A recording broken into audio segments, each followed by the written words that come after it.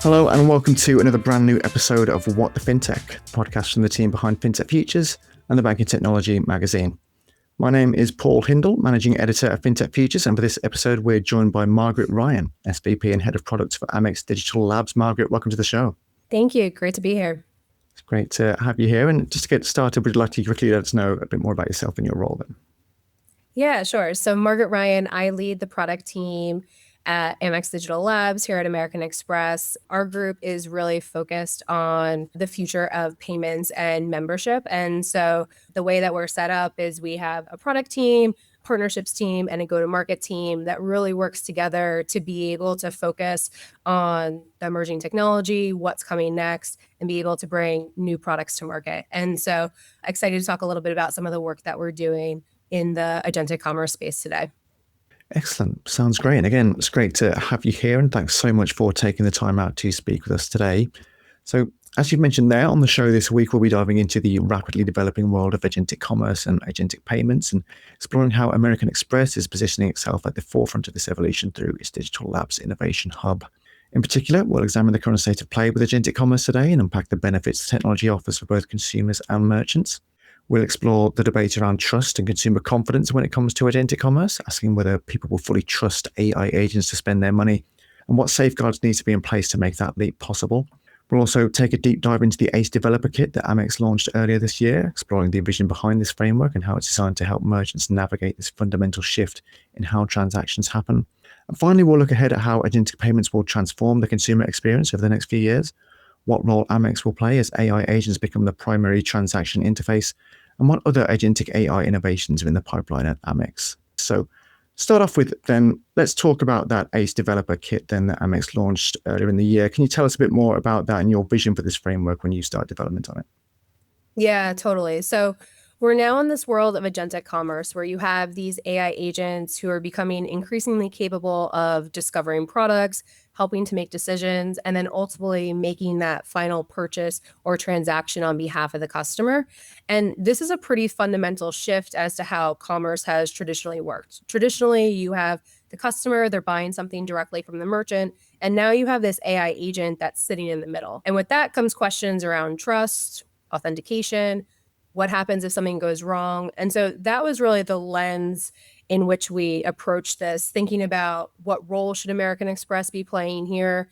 How could we support these new types of AI-powered experiences for our customers? And we also approached this using our closed loop model. So we're the issuer, the network, and the acquirer. So thinking through the full end-to-end transaction journey and what that experience would be like for card members as well as for merchants. And so not approaching things in isolation, but really looking at it holistically so we could help to address the challenges. And so with that in mind, we announced the launch of Amex's Agentic Commerce Experiences or ACE Developer Kit earlier this year. Essentially, this is a framework made up of 5 different services that allow partners to integrate and to enable Amex cards and membership value within these new agentic commerce experiences. And so those 5 services really kind of span the end-to-end transaction lifecycle. So starting first with agent registration. So this is where we're verifying who is the agent. Then you have account enablement. So this is where the card member is saying to their agent, I want to use my Amex card, and they're linking that. Then you have intent intelligence. This is where the card member is saying to the agent, this is what I want you to go and buy for me. So being very clear about their purchase intent. And then that leads you to then payment credentials, where the agent has now gone out, they found the item, they're ready to go and buy it. And so they're asking for those payment credentials.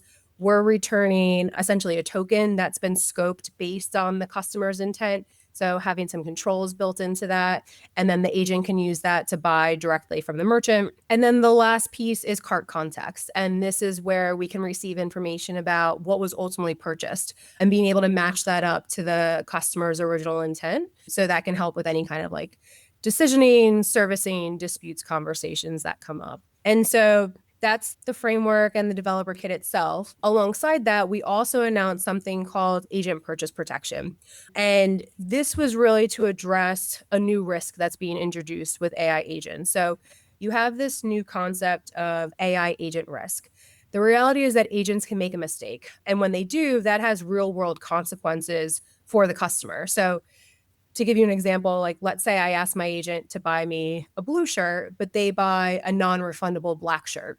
In this instance, like the merchant's done nothing wrong, but the customer is now stuck with a shirt that they don't want. And so what are they supposed to do in that situation? And so with the agent purchase protection, if the agent's been registered, if we receive the customer's authenticated intent, we will go ahead and cover the eligible costs associated with that transaction. And the idea being that we can have our customers' backs, help to instill trust into this new type of commerce journey, and really deliver on what our customers expect from us, which is trust, security, and service in these new types of AI-powered experiences. Sounds great. Obviously, you played a key role in the development of the ACE Developer Kit as well. What are the biggest challenges your team faced in building that, and how did you overcome those? And what are the biggest risk factors, I guess, to consider when it comes to agentic commerce? Yeah. So from a risk standpoint, you have all of the existing risks that exist in payments today, but they can be exacerbated with now AI agents coming into play. You also have net new risks. So like the agent error that I mentioned, where the agent makes a mistake or they're intentionally acting outside of the customer's intent. Another risk that exists is just like lack of visibility. Is this an agentic transaction? And that can be problematic when it comes to servicing or disputes. And then anytime you have new payment journeys, that's going to attract the attention of bad actors. So you kind of have this like inherent risk that is coming into play. And so one of the biggest challenges we worked to address was how do we capture the right level of information and data so that we can mitigate these risks without introducing unnecessary friction to the experience itself. Like that's one of the key values of agentic commerce, is that this is something that's like saving time and reducing friction for customers. So we didn't want to add too much there. So we did that by grounding the framework in this chain of trust that runs throughout the different services. And so it includes things like confirming who the agent is, authenticating the customer's identity, confirming their purchase intent, building controls into the payment credentials, all with the goal of like making sure we have the right level of data and information and can like keep these transactions secure, but also still support that seamless journey that they want to have. And for Amex, this is like especially important. Like as the issuer, customers are going to come to us when something goes wrong. And so we want to make sure that we have our customers' backs. And so it really creates a strong incentive for us to proactively address these risks up front. And then more broadly, when it comes to challenges, is like, this is a rapidly changing space and it's still being built and defined. There's many unknowns around how all of this is going to play out. And so we need to make sure that we're staying close to the industry, that we're ready to adapt as things are evolving and pivoting as needed, as both like the technology and the customer expectations change along the way. Excellent. I mean, as you mentioned there, we're hearing a lot about agentic commerce at the moment. From your vantage point at Amex Digital Labs, how would you describe the current state of play, I guess, when it comes to agentic commerce? Are we at a place where this is reality now, or are we still at the very early experimental phase? I think we're definitely still in the early stages, but we are starting to witness what I think is like one of the most significant shifts in how people can discover and transact since e-commerce. It's like of that magnitude, because you now have these AI agents that can purchase goods, they can book flights, dinner reservations, replenish business inventories. All of that is fundamentally shifting how commerce works and is going to change a lot of things. And so there's definitely still work ahead to determine how these experiences will scale, like where the technology goes next. But we're seeing some encouraging signs of interest from consumers, merchants, the broader ecosystem. And I think the key thing as it continues to evolve is going to be trust. Trust is really going to be what drives the pace of adoption across both consumers and merchants. Excellent. Yeah, I guess building on that trust point, then, do you think humans will fully trust AI agents to shop on our behalf, and what protocols and protections are needed to boost customer trust there? Yeah. So, I mean, our perspective is that the trust infrastructure needs to develop alongside the AI capabilities themselves. Like the industry has invested substantial resources in improving AI performance, and we believe that equal investment needs to go into the necessary controls and protections. And so our approach is that trust isn't assumed. The agent must be registered, intent must be authenticated. And consumers ultimately need recourse when something goes wrong. And so that's really the foundation for how we've approached ACE, is like making sure that we're building verification, authentication, controls throughout the 5 services, and also why we're offering the agent purchase protection that I mentioned earlier. I think that's like a really important component, because the reality is that agents are going to make mistakes. And if customers continue to get burned by mistakes and feel like they don't have any way to address that, they're going to stop using the technology. And so we need to make sure that we're instilling that trust and that consumers feel comfortable using these new experiences. Excellent. And there's often a balance between automation and control as well. Consumers want convenience, but also want to feel that they're in charge of their spending. How does Amex's approach to agentic commerce balance these competing desires? I mean, the customer is ultimately looking to delegate decision making to their agent, but at the end of the day, that doesn't mean that they want to give up total control over what their agent's doing. And so intent, I think, is really important here, because this is where the customer is saying, agent, this is what I want you to go ahead and do. And so they're setting the parameters and guardrails for what their agent can go ahead and do. And we need to make sure that's being supported in the right way, and that we're using that to build in control. So for instance, if the consumer says to their agent, spend no more than $100, you can build that control directly into the payment credential itself, so that if a transaction comes in for more than $100, it could be declined. And so that helps to give the customer a sense of control that is tied directly to what they're asking their agent to do. The other way that we're approaching this is making sure that our customers have visibility into what's happening. So within the Amex mobile app, they'll be able to see any transactions that were completed. They'll be able to see any AI agents that they've linked their account with. They'll be able to revoke access if they want to, and they'll be able to see any intents that they've previously approved. And so that allows them to then make edits, cancel, but have full visibility into what they've previously authorized, and be able to keep that control directly in their own hands. We've touched on a few things during the conversation so far, but what would you say are the most compelling benefits of agentic commerce and payments for customers today? Then how do you see those benefits evolving as well as technology matures? Yeah, today I think the benefits are largely around reducing friction and saving time. But over time, that's really going to evolve into receiving a more personalized experience and better outcomes. So if I use myself as an example, we're planning a trip to Vermont with my family later this summer. And normally when planning a trip, I'd be reading blogs, looking at articles, like sample weekend itineraries, pulling all that together, looking at hotels, comparing prices, trying to figure out. And that's just like very time consuming. And frankly, like a lot of like mental load to figure out what you're doing, because you want to plan like a fun vacation for your family. This time around, I entered a simple prompt. I got back a very detailed itinerary, recommendations on like where to stop along the way, hotels, restaurants. And that just saved a ton of time. And I'm like excited now to go on this trip. And I didn't have to spend hours thinking about it leading up to it. So that time saving component, I think, is where people are getting a lot of value today.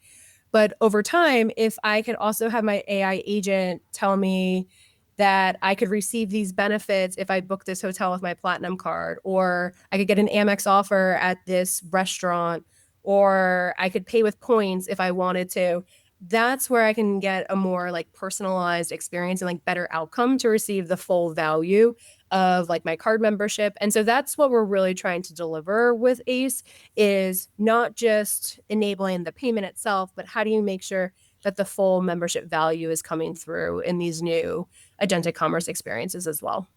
Excellent. Given all the opportunities in the agentic commerce space, then how is American Express approaching this transformation? We've also been discussing the ACE developer kit, but what's the wider strategy, I guess, for enabling this new era of AI-driven transactions?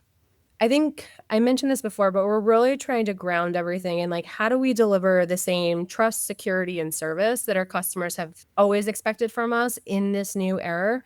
But at the same time, we're not just focused on our own solution. We're also contributing to the broader ecosystem, helping to shape emerging agentic commerce protocols and standards alongside organizations like EMVCo and the X402 Foundation, among others. And we believe that interoperability and a certain level of standardization is going to be really key for allowing agentic commerce to continue to scale.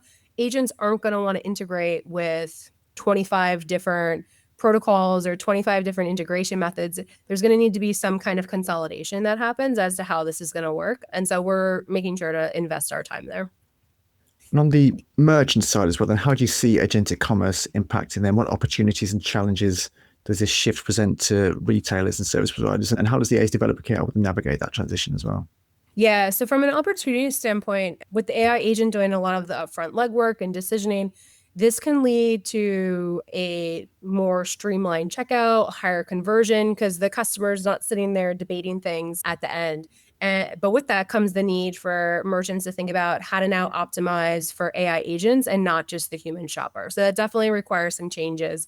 But there is an opportunity for merchants that embrace the shift early to be able to improve discovery of their inventory, reach customers with more friction, and ultimately grow their business. But just like consumers have questions about trust, so do the merchants. Trust questions around like, is this transaction going to work? Is this a valid, like high quality transaction? Like, how is all this going to play out? And so with the ACE Developer Kit, we've built it in a modular way so that depending on the role the merchant's playing, they can plug into different services, leveraging the same acceptance infrastructure that they have in place today. But the other key thing that we focused on is how do we add more context to the transaction? So with things like receiving the customer's intent, we know what they've asked their agent to purchase, and the cart context, knowing what was ultimately purchased and being able to kind of match that back together, that can help result in better authorization and fraud decisions. It can also reduce disputes and chargebacks, and those ultimately are positive outcomes for merchants. And so wanting to make sure that's like a key component of how we're delivering this experience. Excellent. And looking ahead, how do you envision agentic payments transforming the consumer experience over the next few years then as well? What kinds of transactions or use cases do you think will become agent-driven first? I think it's going to evolve in stages and come down to that trust component. So I think first, customers are probably going to look at simple, repeatable tasks like ordering my coffee each month to make sure that it's there when I need it, managing subscriptions, tracking prices, like basic things that can still deliver value and save time. And then as that trust starts to build, then they'll start asking their agents for more complex things like booking travel, multi-step tasks, coordinating across multiple merchants. And then ultimately, if the AI agents get good enough, the trust grows, they'll start to handle those more complex, like judgment-based decisions. And so I think it's going to come in stages, and it's going to, in terms of how fast that evolves, is really going to come down to how good the technology is and if that trust is being instilled and consumers are seeing the value from it. And part of that, it goes back a little bit to what I was talking about before, is like, it's not just like, did my coffee arrive, but did I also get the same kind of value that I expected? I get my rewards, any kind of benefits that I expect, to make sure that the consumer is receiving the full value of what they expect. Excellent. And Amex Digital Labs is positioned, as we mentioned previously, as the company's innovation hub for emerging technologies. How does Digital Labs operate within the broader Amex organization then? And what advantages does this structure give you when tackling something like agentic commerce? Yeah, I think one of the key things is that Labs is not sitting off in a silo somewhere. Instead, we are fully integrated into the business and we're working across the organization on a daily basis. And like, that's really important for us to understand what are the main problems and challenges that the business is trying to tackle, and how can we deliver real value to our customers, not just kind of like tinkering off in a corner and like building cool stuff that like doesn't actually matter to anybody. So with that, we're able to then kind of, when there's a new emerging technology, come in and work across the organization cross-functionally and be able to make sure that we're thinking through things in the right way, considering risks, building the right controls, and being able to move quickly. And so that model really helps with something like agentic commerce. Like, this is truly touching every part of our business. So like, we're partnering super closely with our merchant and network business, with the consumer and commercial card businesses, our channel partners like Amex.com and the mobile app, as well as fraud, risk, compliance, legal. All of these teams are super important for us to make sure that we're thinking through this in the right way and building a really solid experience for our customers. Sounds great. And to finish off here then, how do you see the role of a company like American Express evolving as AI agents become the primary interface for many transactions? So we've been thinking about this as a three-pronged approach. So the first is around how do we make sure that we're embedding payments and benefits seamlessly across AI ecosystems. And so that's where the ACE Developer Kit comes into play. But beyond that, we're also looking to make sure that our membership assets are both discoverable and actionable within the AI platform. So we recently launched with Claude an integration with Resi so that when you're looking for restaurant recommendations, you can find Resi restaurants, you can see availability, you can go ahead and ultimately book those reservations. And so we're looking to continue to build on that, making sure more of our membership assets are showing up in these experiences so that we can deliver that value to our customers where they are, which they are using these large LLM platforms. And then the third approach is around building our own proprietary agentic experiences within the Amex channels. And so we've been focused on how can we help with discovery, particularly within the dining and travel space. Those are like two areas that we know our card members are super passionate about, and being able to help them as they're looking for restaurant recommendations, hotel recommendations. So we have a couple of things in the works there that we're planning to roll out later this summer. And then beyond that, we just want to make sure that we're helping to continue to shape the emerging protocols and standards that are happening in the industry. So we'll continue to engage with the different industry bodies and forums there and making sure that we're properly investing our time there.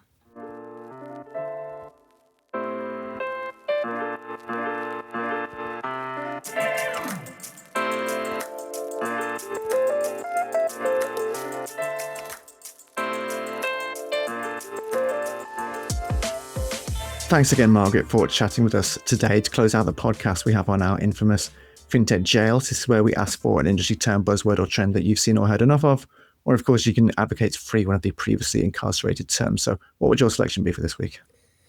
So this may be a little strange given the topic of our conversation and how many times I just said this word over the course of our discussion, but I want to put forward agentic. The reason for that being that I think it's starting to lose a little bit of meaning. It's become this kind of catch-all phrase. A lot of things are being labeled as agentic that aren't actually being powered by agents. And so I think if we lock up the word for now, it'll force everyone to better articulate what's actually happening, and we can drive more clarity and understanding of like where we really are today and how the technology is going to continue to evolve over time. Excellent. Sounds good to me. I like the idea of a discussion about agentic commerce ending with agentic being added to the tech jail. So I'm more than happy to add that one in this week, and we'll see later down the line if anyone wants to advocate to break that one back out again. But for now, Margaret, thank you so much again for joining us for the podcast today. It's been a pleasure. Yeah, thank you so much. It's been great. Well, that's all we have time for this week. Thanks, of course, to Margaret for joining me. As for FinTech Futures, you can find us online at fintechfutures.com. Be sure to follow us on LinkedIn to keep up with the latest FinTech news. If you like this podcast and our other episodes, you can subscribe on Apple Podcasts, Spotify, SoundCloud, or your favorite podcasting service to get notified about future episodes. Thanks as well to Arama for editing this podcast. You can check them out at arama.tv. As always, thank you very much for your support, and we'll see you soon for another episode of What the FinTech. But until then, goodbye.